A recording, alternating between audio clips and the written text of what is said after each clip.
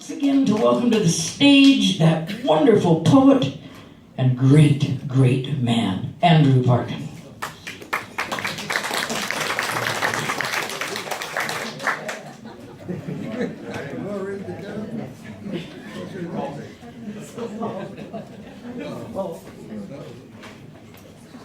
It's funny being called a great man. But anyway, thank you.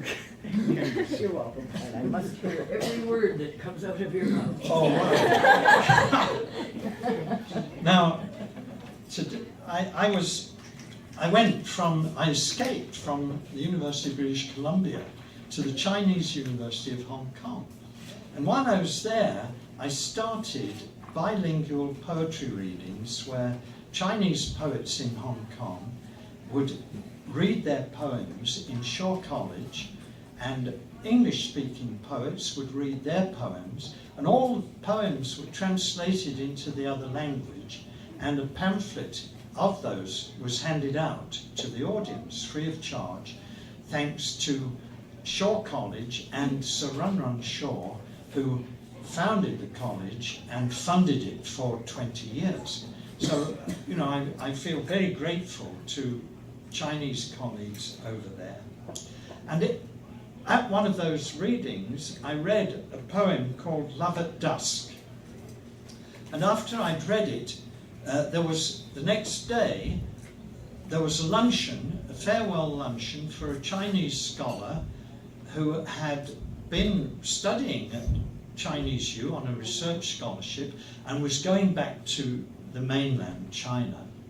And she came up to me after the luncheon and she said, "Oh, I was at the poetry reading last night," and she said, "I liked your poem, Love at Dusk." And then she recited it to me in English.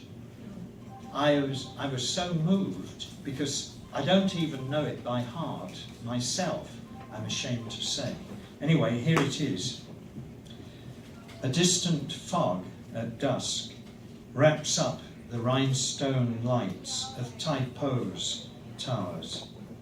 The long trains trundle loaded carriages through day's last hours. Below, the village yawns, dim doorways gape before the prompt return of night. The sea's a polished slate. Along its edge, the traffic slides, unseen except for gleaming eyes. As dogs begin to bark, and bark again till light, the darkness folds within its cloth all dreams of ivory and horn. We who know so little, though once we knew so much, discover wisdom in love's lightest touch. And then I want to finish with a short poem. It's called Four Treasures.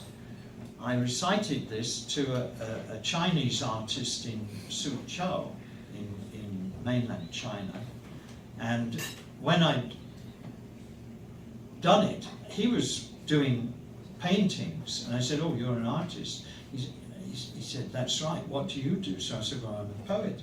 And he said, "Well, recite me a poem." So I did, and I did Four Treasures. Four treasures.